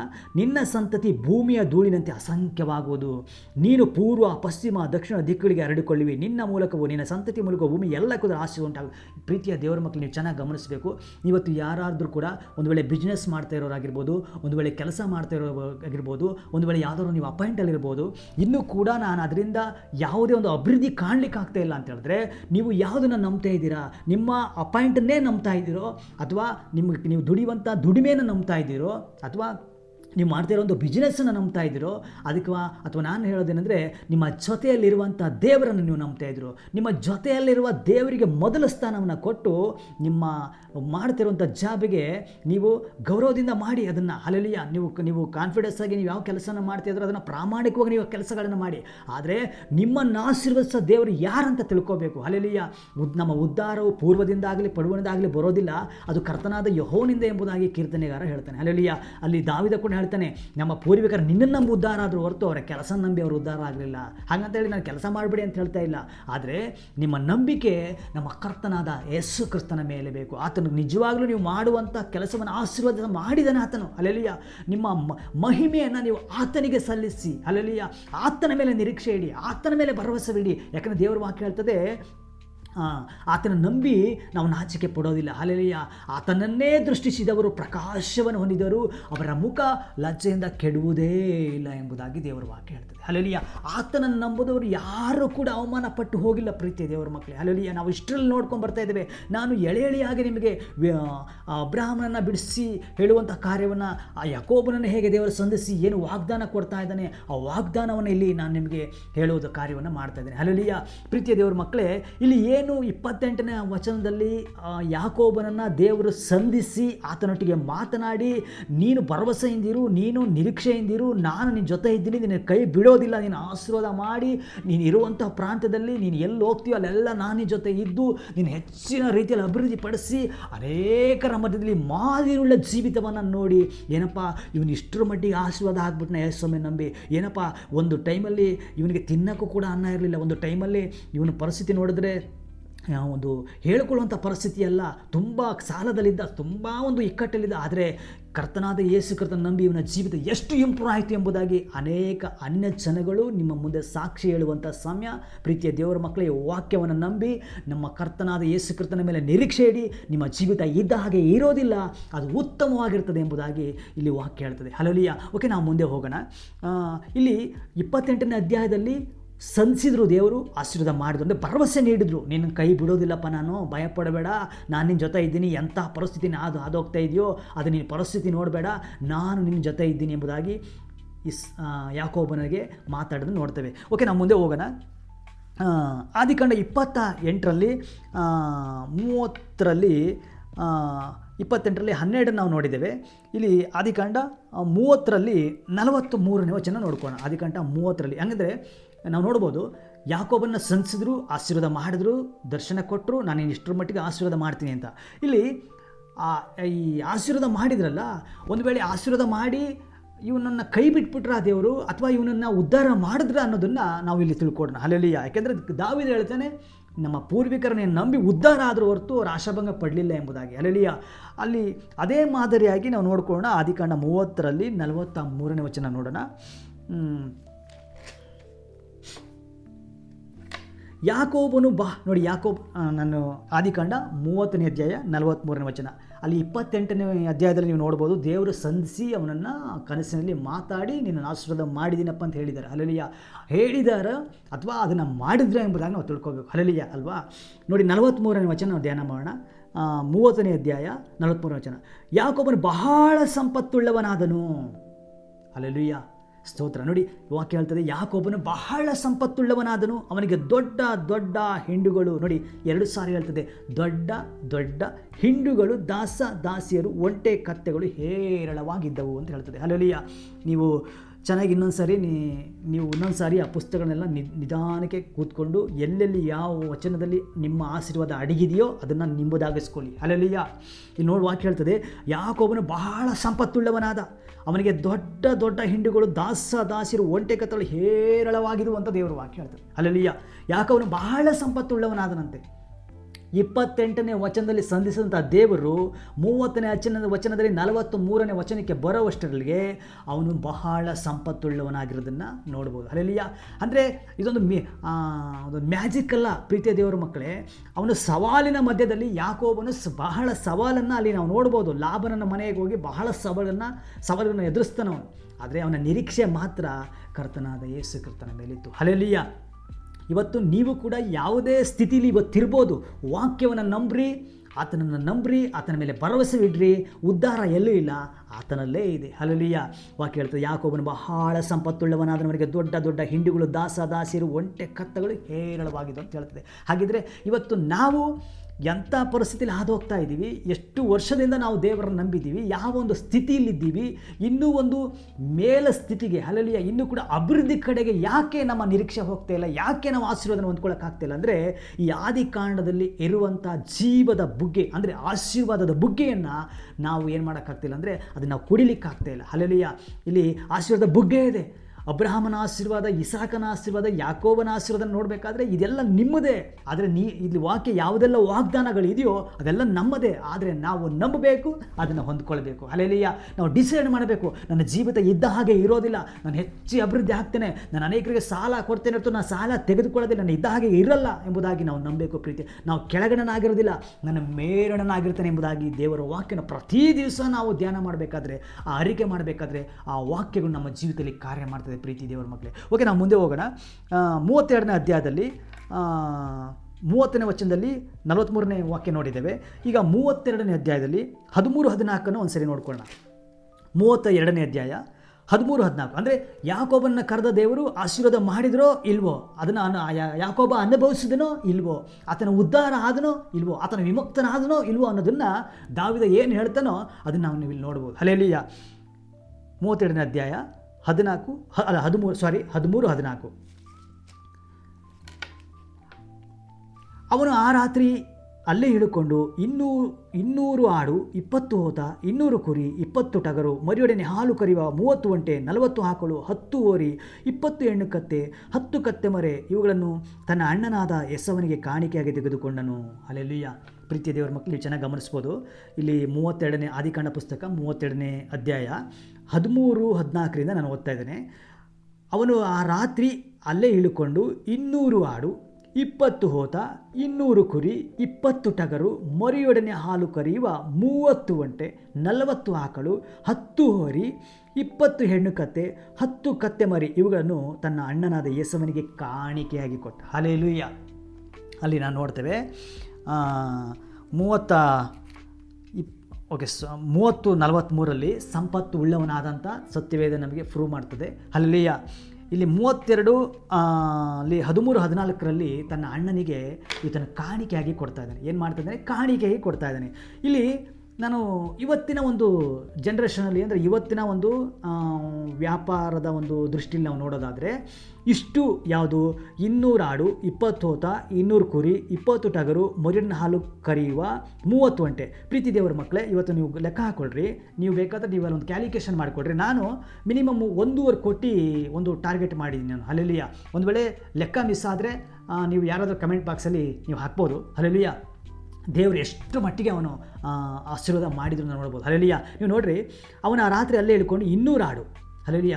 ಒಂದು ಹಾಡಿಗೆ ಪ್ರೀತಿಯ ದೇವರ ಮಕ್ಕಳು ಒಂದು 20,000 ಹಾಕಿದ್ರೂ ನಿಮಗೆ ಎಷ್ಟಾಗುತ್ತೆ ನೀವು ಲೆಕ್ಕ ಮಾಡ್ಕೊಳ್ಳಿ. 20 ಹೋತ, ಅದು ಕೂಡ 20,000ನೇ ಹಾಕಿ. 200 ಕುರಿ, ಹಲ್ಲೆಲೂಯ, ಅದನ್ನು ಕೂಡ 20,000ನೇ ಹಾಕಿ. ಒಂದಕ್ಕೆ ಹೇಳ್ತಾ ಇದ್ದೀನಿ. 20 ಟಗರು, ಇದು ಕೂಡ 20,000ನೇ ಹಾಕಿ. ಮರಿಯೊಡನೆ ಹಾಲು ಕರೆಯುವ 30 ಒಂಟೆ. ಒಂದು ಒಂಟೆ ಇವತ್ತು ಒಂದು ರೇಟಲ್ಲಿ 1 ಲಕ್ಷನೇ ಹಾಕ್ಕೊಂಡ್ರು ಕೂಡ 30 ಒಂಟೆ ಅದು 30 ಲಕ್ಷ ಆಯಿತು. ಹಲ್ಲೆಲೂಯ. 40 ಆಕಳು, ಒಂದು ಹಸುವಿಗೆ 50,000 ಹಾಕ್ಕೊಂಡ್ರು ಕೂಡ ನಾವು ನೋಡ್ಬೋದು 40 ಆಕಳು 20 ಲಕ್ಷ ಆಗೋಯ್ತು. ಅಲ್ಲಿಯ 10 ಹೋರಿ 5 ಲಕ್ಷ ಆಗೋಯ್ತು. 50,000 ಹಾಕ್ಕೊಂಡ್ರು. 20 ಹೆಣ್ಣು ಕತ್ತೆ. ನಾನು ಕತ್ತೆದು ಇವತ್ತಿನ ರೇಟ್ ಗೊತ್ತಿಲ್ಲದೆ ಇರೋ ಕಾರಣ ಅವತ್ತಿನ ರೇಟ್ಗೆ ಕತ್ತೆ ತುಂಬ, ಇವತ್ತು ನೀವು ಯಾವುದೆಲ್ಲ ಕಾರುಗಳನ್ನು ಯೂಸ್ ಮಾಡ್ತಾಯಿದ್ರು ಬೆಸ್ಟಾದ ಕಾರುಗಳು, ಅವತ್ತಿನ ಕಾಲಕ್ಕೆ ಕತ್ತೆಗಳೇ ಒಂದು ಕಾರಿದ್ದ ಹಾಗೆ ಜನರಿಗೆ. ಅಲ್ಲಲ್ಲಿ ಕತ್ತೆಗಳಿಗೆ ವೆಹಿಕಲ್ ಹೌದು ಅವತ್ತಿನ ಕಾಲಕ್ಕೆ. ಆ ಕತ್ತೆ ರೇಟ್ ಬಿಟ್ಟು ನಾನೊಂದು ಅಂದಾಜು ಲೆಕ್ಕವನ್ನು ಹಾಕಿದ್ದೇನೆ. ಮಿನಿಮಮ್ 1.5 ಕೋಟಿ ಮೇಲೆ ಅವನ ಆಸ್ತಿಯನ್ನು ತನ್ನ ಅಣ್ಣನಿಗೆ ಕಾಣಿಕೆಯಾಗಿ ಕೊಡ್ತಾ ಇದ್ದಾನೆ ಪ್ರೀತಿ ದೇವರ ಮಕ್ಕಳು. ಅಲ್ಲಯ್ಯ ನೋಡಿ, ಕರ್ತನು ಹೇಗೆ ಅವನನ್ನು ಆಶೀರ್ವಾದ ಮಾಡಿದ್ದಾನೆ ಯಾಕೋಬನನ್ನು. ತಾನು ಮಾತು ಕೊಟ್ಟರು, ದೇವರು ವಾಕ್ಯ ಇರ್ತದೆ, ಮಾತು ಕೊಟ್ಟವನು ತಪ್ಪೋದಿಲ್ಲ ಎಂಬುದಾಗಿ. ಹಲವು ವಾಗ್ದಾನ ಮಾಡಿದ ಆತನು ನಂಬಿಗಸ್ತನು, ಆತನು ತಕ್ಕ ಸಮಯದಲ್ಲಿ ಏನು ಮಾಡ್ತಾನೆ ಅಂದರೆ ನಮ್ಮನ್ನು ಮೇಲೆ ಕೆತ್ತಾನೆ. ಹಲಲಿಯ ಪ್ರೀತಿ ದೇವರ ಮಕ್ಕಳೇ, ವಾಕ್ಯ ಹೇಳ್ತದೆ ಅಷ್ಟರ ಮಟ್ಟಿಗೆ 1.5 ಕೋಟಿಯಷ್ಟು ತನ್ನ ಅಣ್ಣನಿಗೆ ಗಿಫ್ಟಾಗಿ ಕೊಡ್ತಾ ಇದ್ದಾನೆ. ಅಲ್ಲಲ್ಲಿಯ ಅಷ್ಟರ ಮಟ್ಟಿಗೆ ಬೆಳೆದಿದ್ದಾನೆ. ಹಾಗಿದ್ರೆ ಅಣ್ಣನಿಗೆ 1.5 ಕೋಟಿ ಆಸ್ತಿನ ಇವನು ಕೊಡ್ತಾ ಇದ್ದಾನೆ ಅಂದರೆ ಹೇಳಿದ್ರೆ ಇವನು ಇನ್ನಷ್ಟರ ಮಟ್ಟಿಗೆ ಆಶೀರ್ವಾದನ ಹೊಂದ್ಕೊಂಡಿದ್ದಾನೆ, ಇನ್ನಷ್ಟರ ಮಟ್ಟಿಗೆ ಇವನು ಸಂಪತ್ತುಳ್ಳವನಾಗಿದ್ದಾನೆ ನೀವು ಗಮನಿಸ್ಬೋದು. ಅಲ್ಲಲ್ಲಿಯ ಹಾಗಾದರೆ ನಮ್ಮ ಜೀವಿತದಲ್ಲೂ ಕೂಡ ನಾವು ಗಮನಿಸಬೇಕಾಗಿರೋ ವಿಷಯ ಅಂದರೆ, ನಮ್ಮ ಜೀವಿತದಲ್ಲಿ ಆಶೀರ್ವಾದ ಅನ್ನೋದು ಇನ್ನೆಷ್ಟು ಇಂಪಾರ್ಟೆಂಟ್ ಆಗಿದೆ ನಮ್ಮ ಜೀವಿತದಲ್ಲಿ. ನೀವು ಯಾರಿಗಾದರೂ ಕೂಡ ಒಂದು ವ್ಯಕ್ತಿ ಕಷ್ಟದಲ್ಲಿದ್ದಾನೆ ಸಹಾಯ ಮಾಡಬೇಕಂದ್ರೆ ನಿಮ್ಮ ಹತ್ರ ಇದ್ರೇ ನೀವು ಕೊಡೋಕ್ಕಾಗೋದು ಪ್ರೀತಿಯ ದೇವರ ಮಕ್ಕಳೇ. ಅಥವಾ ಯಾರಿಗಾದರೂ ಒಂದು ಸೇವೆಗೆ ಹೆಲ್ಪ್ ಮಾಡಬೇಕು, ನಿಮ್ಮ ಹತ್ರ ಇದ್ದರೆ ನೀವು ಕೊಡ್ಬೋದು. ಅಲ್ಲೆಲಿಯ ಅಥವಾ ಯಾರಿಗಾದರೂ ದೇವ ಮಕ್ಕಳಿಗೆ ಏನೋ ಒಂದು ಕೊರತೆ ಬಂತು, ಏನೋ ಒಂದು ಸಮಸ್ಯೆಗಳು ಬಂತು, ನಿಮ್ಮ ಹತ್ರ ಇದ್ದರೆ ಅವರಿಗೆ ನೀವು ಕೊಡ್ಬೋದು. ಅಲ್ಲೆಲಿಯ ಇಲ್ಲಿ ಯಾಕೋಬನ ಹತ್ರ ಇದ್ದಿದ್ದರಿಂದನೇ ತನ್ನ ಅಣ್ಣನಿಗೆ ಕೊಡೋದಕ್ಕೆ ಸಾಧ್ಯ ಆಯಿತು ಹೊರತು, ಯಾಕೋಬನ ಹತ್ರ ಏನೂ ಇಲ್ಲ, ಅವನ ದರಿದ್ರಲ್ಲಿ ಇದ್ದಿದ್ದರೆ, ಒಂದು ವೇಳೆ ಅಲ್ಲಿ ಆರಾಮ್ ದೇಶಕ್ಕೆ ಹೋಗ್ಬಿಟ್ಟು ಏನೂ ಇಲ್ದೇ ಇವನು ತನ್ನ ಕಡೆ ಅಂದರೆ ಅಣ್ಣನ ಕಡೆಗೆ ಬರುವಾಗ ಏನು ಇಲ್ದೇ ಬಂದಿದ್ದರೆ ಅವನ ಕೈಯಲ್ಲಿ ತನ್ನ ಅಣ್ಣನಿಗೆ ಕೊಡಲಿಕ್ಕೆ ಏನು ಸಾಧ್ಯ ಆಗ್ತಾ ಇರಲಿಲ್ಲ. ಅಷ್ಟರ ಮಟ್ಟಿಗೆ ದೇವರನ್ನು ಅಭಿವೃದ್ಧಿಪಡಿಸಿ ಆ ಸ್ಥಳದಿಂದ ಕರ್ಕೊಂಡು ಬರ್ತಾ ಇದ್ದಾನೆ ಪ್ರೀತಿ ದೇವರ ಮಕ್ಕಳು. ಅಷ್ಟರ ಮಟ್ಟಿಗೆ ಅಭಿವೃದ್ಧಿಪಡಿಸ್ಕೊಂಡು ಕರ್ಕೊಂಡು ಬರ್ತಾ ಇದ್ದರಿಂದನೇ ತನ್ನ ಅಣ್ಣನಾದ ಏಸಾವನಿಗೆ ಅಷ್ಟು ಆಸ್ತಿಯನ್ನು ಕಾಣಿಕೆಯಾಗಿ ಕೊಡ್ತಾ ಇದ್ದಾನೆ. ಅಲ್ಲಲ್ಲಿಯ ನಾನು ಅದನ್ನೇ ಮೊದಲೇ ಹೇಳಿದೆ, ನಾವು ಇವತ್ತು ಆಶೀರ್ವಾದಗಿದ್ದರೆ ಮತ್ತೊಬ್ಬರನ್ನು ನಾವು ಮೇಲೆತ್ತುವಂಥ ಕೆಲಸ, ಮತ್ತೊಬ್ಬರಿಗೆ ಸಹಾಯ ಮಾಡುವಂಥ ಕೆಲಸವನ್ನು ನಾವು ಮಾಡ್ಬೋದು. ಅಲ್ಲಲ್ಲಿಯ ಅನೇಕ ದೇವಜನರುಗಳು ನಮಗೆ ಗೊತ್ತಿಲ್ಲ, ಅನೇಕ ದೇವಜನರುಗಳು ನಾನಾ ಕೊರತೆಗಳಿರ್ತಾರೆ. ಅಲ್ಲಲ್ಲಿಯ ಒಂದು ವೇಳೆ ಅವರ ಕೊರತೆಯನ್ನು ನಮ್ಮ ಕೈಯಲ್ಲಿ ಸ್ವಲ್ಪ ಮಟ್ಟಿಗೆ ನೀಗಿಸ್ಬೇಕಂದ್ರೂ ಕೂಡ ನಮಗೆ ಯಾವುದಾದ್ರೂ ಒಂದು ಸಹಾಯನ ಮಾಡಬೇಕಂದ್ರೆ, ಪರಸಹಾಯ ಮಾಡಬೇಕಂತ ದೇವರು ವಾಕ್ಯ ಹೇಳ್ತಿದೆ, ಹೌದಲ್ವಾ? ಸಹಾಯ ಮಾಡಬೇಕಂದ್ರೆ ನಾವು ಬೆಳೆದಿದ್ರೇ, ನಾವು ಅಭಿವೃದ್ಧಿ ಆಗಿದ್ರೇ ನಮ್ಮಲ್ಲಿ ಇಷ್ಟು ಆಸ್ತಿಗಳು ಅಂತಸ್ತನ್ನು ನಾವು ದೇವರು ಕೊಟ್ಟಿರುವಾಗ ನಾವು ಮತ್ತೊಬ್ಬರಿಗೆ ಸಹಾಯ ಮಾಡೋದಕ್ಕೆ ಸಾಧ್ಯ ಆಗ್ತದೆ. ಆದರೆ ನಮ್ಮ ಹತ್ರ ಏನು ಇಲ್ಲದೇ ನಾವು ಮತ್ತೊಬ್ಬರಿಗೆ ಸಹಾಯ ಮಾಡೋಕ್ಕಾಗೋದಿಲ್ಲ.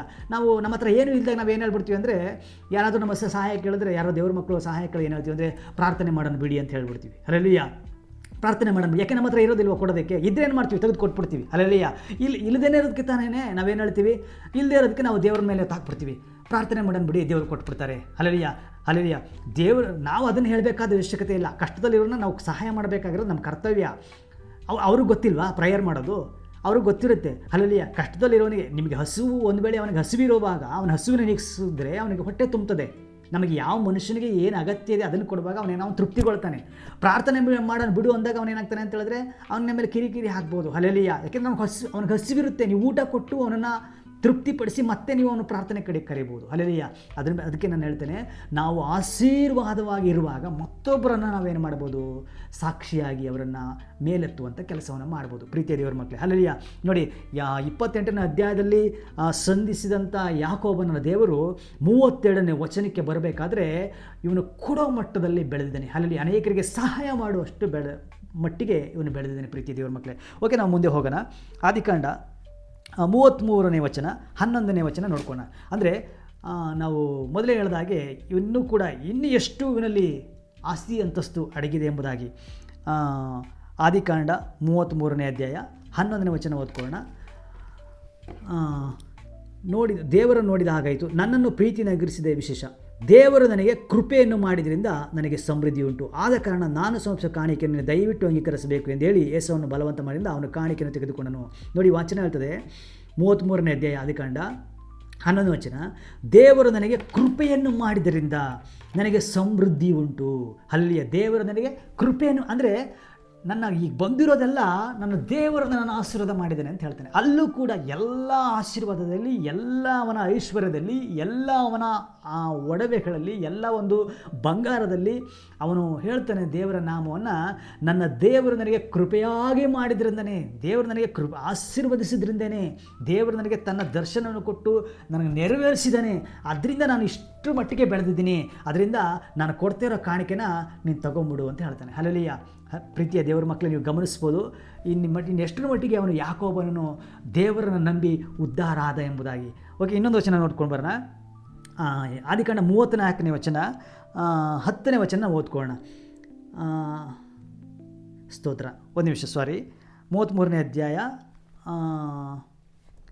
11ನೇ ವಚನ ಓದಿದ್ದೇವೆ. 32:10. ಸ್ತೋತ್ರ. Thank you lord. ಓರಕಲಮ ಶಿಲಿರಿಯಂಕರವ. ಓಕೆ, ಆದಿಕಾಂಡ 32ನೇ ವಚನ 10ನೇ ವಚನ ನಾವು ಒಂದು ಸರಿ ಓದೋಣ. ಏಕೆಂದರೆ ಅವನ ಜೀವಿತದಲ್ಲಿ ಬಂದಂಥ ಎಲ್ಲ ಆಶೀರ್ವಾದಕ್ಕೂ ನೀನೇ ಕಾರಣಪ್ಪ. ನಿನ್ನ ಹೊರತು ನಿನ್ನನ್ನು ನಂಬಿ ನಾನು ಉದ್ಧಾರ ಆದನ ಹೊರತು ನನ್ನ ಕೈ ಪ್ರಾಯಸದಿಂದಾಗಲಿ, ನನ್ನ ಕೆಲಸ, ನನ್ನ ಜ್ಞಾನ, ನನ್ನ ಬುದ್ಧಿಯಿಂದ ನಾನು ಉದ್ಧಾರ ಆಗಲಿಲ್ಲ. ದೇವರೇ, ನೀನನ್ನು ಅವತ್ತು ಆಶೀರ್ವಾದ ಮಾಡಿದೆ, ಅದರಿಂದ ನಾನು ಇಷ್ಟರ ಮಟ್ಟಿಗೆ ಬೆಳೆದಿದ್ದೀನಿ ಎಂಬುದಾಗಿ ಆದಿಕಾಂಡ 32ನೇ ಅಧ್ಯಾಯದಲ್ಲಿ 10ನೇ ವಚನ ಹೇಳ್ತೇನೆ. ಓದ್ಕೊಂಡು ನಾವು, ನನ್ನ ಮೇಲೆ ಎಷ್ಟೋ ಪ್ರೀತಿಯನ್ನು ನಿನ್ನ ವಾಗ್ದಾನವನ್ನು ನೆರವೇರಿಸಿದೆಯಲ್ಲ. ನೋಡಿ, ನೀನು ನನ್ನ ದಾಸನಾದ ನನ್ನ ಮೇಲೆ ಎಷ್ಟೋ ಪ್ರೀತಿಯನ್ನಿಟ್ಟು ನಿನ್ನ ವಾಗ್ದಾನ ನೆರವೇರಿಸಿದಲ್ಲ, ನಾನು ಅದಕ್ಕೆ ಕೇವಲ ಅಪಾತ್ರನಾಗಿದ್ದೇನೆ.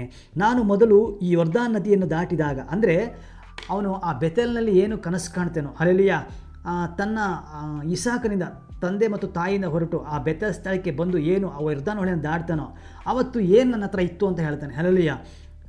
ನಾನು ಅದಕ್ಕೆ ಕೇವಲ ಅಪಾತ್ರ. ನಾನು ಮೊದಲು ಈ ಯೊರ್ದಾನ್ ನದಿಯನ್ನು ದಾಟಿದಾಗ ನನಗೆ ಕೋಲು ಮಾತ್ರವೇ ಇತ್ತು, ಈಗ 2 ಪಾಳೆಗಳಿಗೆ ಒಡೆಯನಾಗಿದ್ದೇನೆ. ನೋಡಿ, ಇದನ್ನು ನೀವು ಚೆನ್ನಾಗಿ ಗಮನಿಸ್ಬೋದು. ಈಗ ನಾನು ಆ ಊರಿಂದ ಹೊರಡಬೇಕಾದ್ರೆ, ನನ್ನ ತಂದೆ ಮತ್ತು ತಾಯಿನ ಬಿಟ್ಟು ಹೊರಡಬೇಕಾದ್ರೆ ನನ್ನ ಹತ್ರ ಏನೂ ಇಲ್ಲ, ಬರೀ ಒಂದು ಕೋಲು ಮಾತ್ರ ಇತ್ತು. ಹಲ್ಲೆಲೂಯಾ. ಆದರೆ ಅಲ್ಲಿ ಈಗ ನನ್ನನ್ನು ಏನು ಮಾಡಿದೀಯಾ?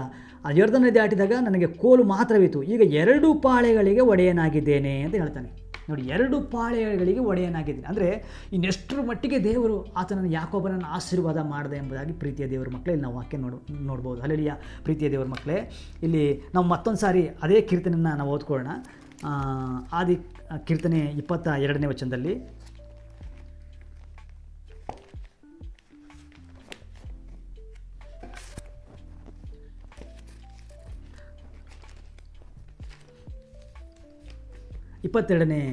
ಕೀರ್ತನೆ ಮತ್ತೊಂದು ಸರಿ ಓದ್ಕೊಳ್ಳೋಣ. ನಮ್ಮ ಪೂರ್ವಿಕ ನಿನ್ನಲ್ಲಿ ಭರವಸೆವಿಟ್ಟರು, ನಿನ್ನ ನಂಬಿ ಉದ್ಧಾರವಾದರು, ನಿನಗೆ ಮೊರೆ ಇಟ್ಟು ವಿಮುಕ್ತರಾದರು, ನಿನ್ನಲ್ಲಿ ವಿಶ್ವಾಸವಿಟ್ಟು ಆಶಾಭಂಗ ಪಡಲೇ ಇಲ್ಲ. ಹಲ್ಲೆಲೂಯಾ. ಪ್ರೀತಿಯ ದೇವರ ಮಕ್ಕಳೇ, ಇಲ್ಲಿ ಕೀರ್ತನೆಗಾರ 22ನೇ ವಚನದಲ್ಲಿ 22ನೇ ಅಧ್ಯಾಯದಲ್ಲಿ 2ನೇ ವಚನದಲ್ಲಿ ದೇವ್ರ ಮಕ್ಕಳು ಯಾವುದೆಲ್ಲ ಒಂದು ಚಿಂತೆಯಲ್ಲಿ ಹೋಗ್ತಾ ಇದ್ದಾರೋ, ದೇವ್ರ ಮಕ್ಕಳು ಯಾವುದೆಲ್ಲ ಒಂದು ಇಕ್ಕಟ್ಟಿನಲ್ಲಿ ಹೋಗ್ತಾ ಇದ್ದಾರೆ, ಅಂದರೆ ವಾಕ್ಯ ಗೊತ್ತಿಲ್ಲದೆ, ವಾಗ್ದಾನಗಳು ಗೊತ್ತಿಲ್ಲದೆ, ಈ ಸತ್ಯವೇದದಲ್ಲಿ ಆದಿಕಾಂಡ ಪುಸ್ತಕದಲ್ಲಿ ಅಡಗಿರುವಂಥ ಒಂದು ಜೀವಕರವಾದ ಒಂದು ಆಶೀರ್ವಾದವನ್ನು ಅನುಭವಿಸ್ಲಿಕ್ಕೆ ಆಗದೇ ಇರುವಂಥ ಪರಿಸ್ಥಿತಿಯಲ್ಲಿ ನಾವು ಈ ರೀತಿಯಾಗಿ ಮಾತಾಡೋದುಂಟು. ನಾನು ಪ್ರಾರ್ಥನೆ ಮಾಡ್ತಾಯಿದ್ದೇನೆ, ನಾನು ಆರಾಧನೆ ಮಾಡ್ತಾಯಿದ್ದೇನೆ, ನನ್ನ ಕೊರತೆಗಳು ನೀಗ್ತಾ ಇಲ್ಲ, ನನಗೆ ಎಷ್ಟೋ ಇಕ್ಕಟ್ಟುಗಳಿದೆ, ಎಷ್ಟೋ ತೊಂದರೆಗಳಿದೆ, ಇನ್ನೂ ಕೂಡ ನಾನು ಅದರ ಮೇಲೆ ಬರೋಕ್ಕಾಗ್ತಾ ಇಲ್ಲ ಅಂತ ನಾವು ಗುಣಗೊಡೋದುಂಟು.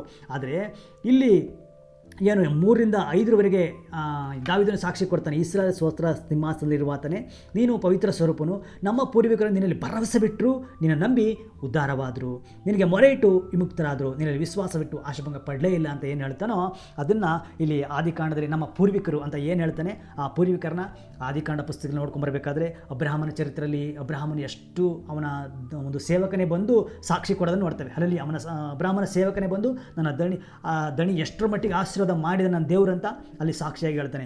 ಯಾಕೋಬನು ಕೂಡ ಅಲ್ಲಿ ಆದಿಕಾಂಡ 28ನೇ ಅಧ್ಯಾಯದಲ್ಲಿ ಬರಬೇಕಾದ್ರೆ ಅವನ ಹತ್ರ ಒಂದು ಕೋಲು ಮಾತ್ರ ಇತ್ತು, ಬೇರೆ ಏನೂ ಇರಲಿಲ್ಲ ಅಂತ ದೇವರು ವಾಕ್ಯ ಹೇಳ್ತದೆ.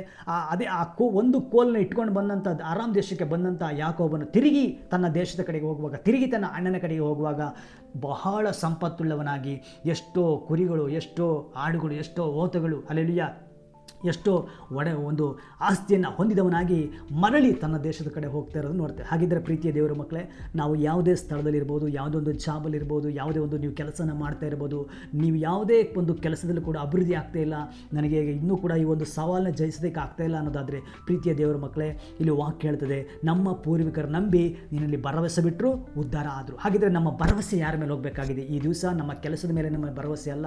ನೀವು ಮಾಡ್ತಾ ಇದ್ರೆ ಅದನ್ನು ನೀವು ಪ್ರಾಮಾಣಿಕವಾಗಿ ಮಾಡಿರಿ, ಆದರೆ ನಿಮಗೆ ನಂಬಿಕೆ ಇರಬೇಕು. ನನ್ನ ಜೊತೆಯಲ್ಲಿರುವ ದೇವರು ಸಾಮಾನ್ಯದ ಕರ್ತನಲ್ಲ, ನಮ್ಮನ್ನು ಆಶೀರ್ವದಿಸೋ ದೇವರು. ಅಲ್ಲಿ ನಾನು ಚೆನ್ನಾಗಿರೋದೇ ದೇವರ ಚಿತ್ತ. ನಾನು ಎಲ್ಲರಿಗಿಂತ ಮೇಲನಾಗಿರ್ತೇನೆ ಹೊರತು ಕೆಳಗಣನಾಗಿರೋದಿಲ್ಲ. ನಾನು ಅನೇಕರಿಗೆ ಸಾಲ ಕೊಡ್ತೇನೆ ಹೊರತು ನಾನು ಸಾಲ ಕೊಡ್ತೇನೆ, ಸಾಲ ತೆಗೆದುಕೊಳ್ಳೋದಿಲ್ಲ. ಫಿಲಿಪಿನ 4:19 ನನ್ನ ದೇವರು ಕ್ರಿಸ್ತ ಯೇಸುವಿನ ತನ್ನ ಪ್ರಭಾವದ ಐಶ್ವರ್ಯಕ್ಕೆ ತಕ್ಕ ಹಾಗೆ ನಮ್ಮ ಪ್ರತಿಯೊಂದು ಕೊರತೆಯನ್ನು ನೀಗಿಸೋಣಂತ. ಇವತ್ತು ಯಾವ ದೇವರ ಮಕ್ಕಳು ನೀವು ವಾಕ್ಯ ಕೇಳ್ತಾ ಇದ್ದೀರೋ, ನಿಮ್ಮ ಪರಿಸ್ಥಿತಿಗಳು ಏನೇ ಆಗಿರ್ಬೋದು, ಯಾವ ಕೊರತೆ ಮಧ್ಯೆ ನೀವು ಹಾದು ಹೋಗ್ತಾ ಇರ್ಬೋದು, ಯಾವುದೇ ಅನಾರೋಗ್ಯದ ಮಧ್ಯೆ ಹಾದು ಹೋಗ್ತಾ ಇರ್ಬೋದು, ನಮ್ಮ ದಾವೀದನ ಕೀರ್ತಿ ನೋಡಬೇಕಾದ್ರೆ ವಾಕ್ಯ ಏನು ಹೇಳ್ತದೆ, ಭರವಸೆ ಬಿಟ್ಟರು ಉದ್ಧಾರ ಆದರು, ಪ್ರಾರ್ಥನೆ ಮಾಡಿದ್ರು ವಿಮುಕ್ತರಾದರು. ಅಂದರೆ ನಮ್ಮ ನಂಬಿಕೆಯೆಲ್ಲ ಯಾರ ಮೇಲೆ ಇರಬೇಕು? ನಮ್ಮ ಕರ್ತನಾದ ಯೇಸು ಕ್ರಿಸ್ತನ ಮೇಲೆ ಇರಬೇಕು. ಪ್ರೀತಿಯ ದೇವರ ಮಕ್ಕಳೇ, ನೀವು ಈ ವಾಕ್ಯವನ್ನು ಏನು ಕೇಳಿದಿರೋ, ಈ ವಾಕ್ಯದಲ್ಲಿರುವಂಥ ಎಲ್ಲ ವಾಗ್ದಾನಗಳನ್ನ ನಿಮ್ಮದಾಗಿಸ್ಕೊಳ್ರಿ. ನಮ್ಮ ದೇವರು ಒಳ್ಳೆಯವರು, ಆತನು ಒಳ್ಳೆಯದನ್ನೇ ಮಾಡ್ತಾರೆ. ಹಲ್ಲೆಲೂಯಾ. ಆತ ನಮ್ಮನ್ನೆಂದಿಗೂ ಕೈ ಬಿಡುವುದಿಲ್ಲ, ಆತ ನಮ್ಮನ್ನೆಂದಿಗೂ ತೊರೆಯೋದಿಲ್ಲ. ಪ್ರೀತಿ ದೇವರ ಮಕ್ಕಳೇ, ನಾವು ಚೆನ್ನಾಗಿರಬೇಕು, ನೀವಿರುವಂಥ ಪ್ಲೇಸಲ್ಲಿ ನೀವು ಚೆನ್ನಾಗಿರಬೇಕು ಅನ್ನೋದೇ, ನೀವು ಅನೇಕ ಆಸ್ತಿಗಳನ್ನು ಹೊಂದಿ, ಅನೇಕ ವಜ್ರ ಒಡವೆಗಳನ್ನು ಹೊಂದಿ, ನೀವು ಚೆನ್ನಾಗಿರ್ಬೇಕು, ಅನೇಕ ಬೆಳ್ಳಿ ಬಂಗಾರ ತೆಗೆದುಕೊಂಡು ನೀವು ಚೆನ್ನಾಗಿರಬೇಕು ಅನ್ನೋದೇ ದೇವರ ಚಿತ್ತ ಆಗಿದೆ. ದೇವರ ವಾಕ್ಯ ಧರ್ಮೋಪದೇಶಕಗಳಲ್ಲಿ ಹೇಳ್ತದೆ, ನೀವು ಹೊಟ್ಟೆ ತುಂಬ ಉಂಡು ಸುಖವಾಗಿದ್ದು ಒಳ್ಳೆಯ ಮನೆಯನ್ನು ಕಟ್ಟಿಸ್ಕೊಂಡು ಆತನನ್ನು ಸ್ತುತಿಸಬೇಕಂತ ಹೇಳ್ತದೆ, ಆತನನ್ನು ನೀವು ಆರಾಧಿಸಬೇಕಂತ ಹೇಳ್ತದೆ. ಅಂದರೆ ನಿಮ್ಮ ಸಾಕ್ಷಿಯ ಮೂಲಕವಾಗಿಯೇ ನೀವು ದೇವರನ್ನು ಆರಾಧಿಸ್ಬೋದು. ಹಲ್ಲೆಲೂಯಾ. ನೀವು ಯಾವುದೇ ಸ್ಥಳದಲ್ಲಿರ್ರಿ, ಯಾವುದೇ ಒಂದು ಊರುಗಳಲ್ಲಿರ್ರಿ, ಆದರೆ ನೀವು ಆಶೀರ್ವಾದ ಬಗ್ಗೆ ಇರಬೇಕಂತ ದೇವರ ಚಿತ್ತ ಆಗಿದೆ. ನಮ್ಮ ಪೂರ್ವಿಕರು ನೋಡಬೇಕಾದ್ರೆ ಅವ್ರು ಯಾರೂ ಕೂಡ ದರದಲ್ಲಿಲ್ಲ. ಅವ್ರು ಬರುವಾಗ ದೇವರನ್ನ ಕಾಣ್ಕೊಳ್ಬೇಕಾದ್ರೆ ಅವ್ರ ಸ್ಥಿತಿ ಎಂಥದ್ದೇ ಇರ್ಬೋದು. ನೀವು ರಕ್ಷಣೆ ಹೊಂದಿರುವಂಥ ಸಮಯದಲ್ಲಿ ನೀವು ಯಾವುದೇ ಸ್ಥಿತಿಯಲ್ಲಿ ದೇವರನ್ನು ನಂಬಿರ್ಬೋದು. ನಿಮ್ಮ ಜೀವಿತದಲ್ಲಿ ಎಲ್ಲ ಕಳೆದುಕೊಂಡವರಾಗಿ, ನಿಮ್ಮ ಜೀವಿತದಲ್ಲಿ ಏನೂ ನಿರೀಕ್ಷೆ ಇಲ್ಲದವರಾಗಿ ನೀವು ದೇವರನ್ನು ನಂಬಿರ್ಬೋದು. ಆದರೆ ನಿಮ್ಮ ಜೊತೆಯಲ್ಲಿರುವ ದೇವರು ಅಬ್ರಹಾಮನನ್ನು ಆಶೀರ್ವಾದ ಮಾಡಿದ ದೇವರು, ನಿಮ್ಮ ಜೊತೆಯಲ್ಲಿರುವಂಥ ದೇವರು ಯಾಕೋಬನನ್ನು ನಡೆಸ್ಕೊಂಡು ಬಂದಂಥ ದೇವರು, ನಿಮ್ಮ ಜೊತೆಯಲ್ಲಿರುವ ದೇವರು ಅಬ್ರಹಾಮನಿಗೆ ಬಹಳ ಸಂಪತ್ತುಗಳನ್ನು ಕೊಟ್ಟಂಥ ದೇವರು, ನಿಮ್ಮ ಜೊತೆಯಲ್ಲಿರುವ ದೇವರು ಯಾವಾಗಲೂ ಕೂಡ ನಿಮ್ಮನ್ನು ಕೈ ಬಿಡದಂಥ ದೇವರಾಗಿದ್ದಾನೆ. ಇವತ್ತು ಅನೇಕರು ನಿಮ್ಮನ್ನು ಕೈ ಬಿಟ್ಟಿರ್ಬೋದು, ಅನೇಕರು ನಿಮ್ಮ ಸ್ಥಿತಿಯನ್ನು ನೋಡಿ ಅಯ್ಯೋ ಅವ್ರದ್ದೊಂದು ಸ್ಥಿತಿ ಹೇಳಿ ಅಂತ ಹೇಳ್ತಾ ಇರ್ಬೋದು. ಆದರೆ ಪ್ರೀತಿಯ ದೇವರ ಮಕ್ಕಳೇ, ಈ ವಾಕ್ಯವನ್ನು ನಂಬ್ರಿ. ನಿಮ್ಮಲ್ಲಿರುವಂಥ ಕರ್ತನು ನಿಮ್ಮನ್ನು ಆತನು ಕೈ ಬಿಡೋದಿಲ್ಲ. ಅವರ ಮಧ್ಯೆ ನೀವು ಯಾವ ಸ್ಥಿತಿಲಿದ್ದೀರೋ ಅಂಥ ಜನಗಳ ಮಧ್ಯದಲ್ಲಿ ಒಂದು ದೊಡ್ಡ ಸಾಕ್ಷಿಯಾಗಿ ನಮ್ಮ ಕರ್ತನ ನಿಲ್ಲಿಸ್ತಾನೆ. ಅನೇಕರ ಮಧ್ಯದಲ್ಲಿ ನಿಮ್ಮ ಕೈಗಳು ಕೊಡುವ ರೀತಿ ನಮ್ಮ ಕರ್ತನ ಮಾರ್ಪಡಿಸ್ತಾನೆ. ಪ್ರೀತಿ ದೇವರ ಮಕ್ಕಳೇ, ಈ ವಾಕ್ಯ ತುಂಬ ನಿಮಗೆ ಒಂದು ಪ್ರೋತ್ಸಾಹ ನೀಡಿದೆ. ಈ ವಾಕ್ಯ ನಿಮ್ಮ ಜೀವಿತವನ್ನು ಒಂದು ಮೇಲ ಮಟ್ಟಕ್ಕೆ ತೆಗೆದುಕೊಂಡು ಹೋಗಿದೆ ನಾನು ನಂಬ್ತೇನೆ. ಓಕೆ, ಒಂದು ಚಿಕ್ಕ ಪ್ರಾರ್ಥನೆ ಮೂಲಕವಾಗಿ ನಾವು ವಾಕ್ಯದ ಭಾಗನ ಮುಗಿಸೋಣ. ಪ್ರೀತಿ ಸ್ವರೂಪನ ತಂದೆ ಆದೇವರೇ, ಸಮಯಕ್ಕಾಗಿ ಸ್ತೋತ್ರ. ಈ ಸಮಯದಲ್ಲಿ ಕರ್ತನೆ ಅಪ್ಪ ದೇವರೇ, ಈ ಕೊಟ್ಟಂಥ ವಾಕ್ಯಕ್ಕಾಗಿ ನಿಮಗೆ ಸ್ತೋತ್ರ ಮಾಡ್ತೇವೆ ಅಪ್ಪ. ಯಾರೆಲ್ಲ ಕರ್ತನೆ ಅಪ್ಪ ಕರ್ತನೆ ನಮ್ಮ ಮಕ್ಕಳು ವಾಕ್ಯವನ್ನು ಕೇಳ್ತಾ ಇದ್ದಾರೋ ಅವರ ಜೀವಿತಗಳು ಕರ್ತನೆ ಈ ಆದಿಕಾಂಡ ಪುಸ್ತಕದಲ್ಲಿ ನಮ್ಮ ಪೂರ್ವಿಕರು ಎಂಬುದಾಗಿ ದಾವೀದನು ಏನು ಸೂಚಿಸಿ ಅಪ್ಪ ಕರ್ತನೆ ದೇವರ ಸಾಕ್ಷಿಯನ್ನು ಅಂಗೀಕರಿಸ್ತಾನೋ ಅದೇ ರೀತಿಯಾಗಿ ಕರ್ತನೆ ನಮ್ಮ ಪೂರ್ವಿಕರು ಎಂಬುದಾಗಿ ಸತ್ಯದಲ್ಲಿ ಕರ್ತನೆ ನೋಡುವಾಗ ಅಬ್ರಹಾಮನ ಜೀವಿತ, ಯಾಕೋಬನ ಜೀವಿತವನ್ನು ಕರ್ತನೆ ನಮಗೆ ನೀನು ತೋರಿಸ್ಕೊಟ್ಟಿದೆಯಾ. ಅವರು ಎಷ್ಟೆಲ್ಲ ನೀನು ಆಶೀರ್ವಾದ ಮಾಡಿದೆ ಅದನ್ನು ನಮಗೆ ತೋರಿಸ್ಕೊಟ್ಟಿದೆಯಾ ಕರ್ತನೆ. ಅವರನ್ನು ನೀನು ಹೇಗೆಲ್ಲ ನಡೆಸಿದೆ ಎಂಬುದನ್ನು ನಮಗೆ ತೋರಿಸ್ಕೊಟ್ಟಿದೆಯಾ. ಅದೇ ರೀತಿ ಕರ್ತನೆ ಈ ಮಕ್ಕಳು ಯಾವುದೇ ಸ್ಥಿತಿಯಲ್ಲಿದ್ದರೂ ಕೂಡ ಇವರ ಜೀವಿತಗಳು ಬದಲಾಗಲಿ, ಇವರ ಜೀವಿತಗಳು ಮಾರ್ಪಾಡಾಗಲಿ, ಇವರ ದರಿದ್ರಗಳು ಯೇಸುವಿನ ನಾಮದವರನ್ನ ಬಿಟ್ಟು ತೊಲಗಿ ಹೋಗಲಿ.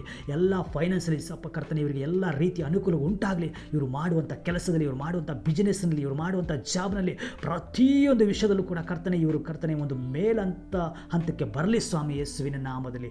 Thank you lord, thank you father. ಯಾವುದೇ ಅನಾರೋಗ್ಯದಲ್ಲಿದ್ದರೂ ಕೂಡ ಅವರ ಪರಿಸ್ಥಿತಿಗಳು ಯೇಸುವಿನ ನಾಮದಲ್ಲಿ ಬಿಟ್ಟು ತೊಲಗೋಗಲಿ. ಇವೆಲ್ಲ ರೋಗದ ಶಕ್ತಿಗಳು ಯೇಸುವಿನ ನಾಮದಲ್ಲಿ ಬಿಟ್ಟು ತೊಲಗಲೆಂದು ಆಜ್ಞಾಪಿಸುತ್ತೇನೆ. ಪರಿಶುದ್ಧಾತ್ಮನೇ ಅಪ್ಪ, ನಮ್ಮ ಈ ಪ್ರಾರ್ಥನೆಯನ್ನು ಬಲಪಡಿಸಿದ್ದಕ್ಕಾಗಿ ಸ್ತೋತ್ರ. ಕರ್ತನಾದ ಯೇಸುವೇ, ಈ ವಾಕ್ಯದ ಮೂಲಕ ನಮ್ಮನ್ನು ಬಲಪಡಿಸೋದಕ್ಕಾಗಿ ಸ್ತೋತ್ರ. ತಂದೆಯಾದ ದೇವರೇ, ನಿಮ್ಮ ಪ್ರೀತಿ ನಾವು ಮತ್ತೊಂದು ಸಾರಿ ಅನುಭವಿಸಲಿಕ್ಕೆ ಕೃಪೆ ಕೊಟ್ಟಿದ್ದಕ್ಕಾಗಿ ಸ್ತೋತ್ರ. ಯೇಸುವಿನ ನಾಮದಲ್ಲಿ ತಂದೆ, ಆಮೇನ್. ಓಕೆ, ಪ್ರೈಸಲ. ಪ್ರೀತಿಯ ದೇವರ ಮಕ್ಕಳೇ, ಇದುವರೆಗೆ ಏನೆಲ್ಲ ನೀವು ವಾಕ್ಯ ಕೇಳಿದ್ದೀರಾ, ಈ ವಾಕ್ಯವನ್ನು ನೀವು ಹೊಂದ್ಕೊಂಡಿದ್ದೀರಾ ನಂಬ್ತೇನೆ. Okay, god bless you.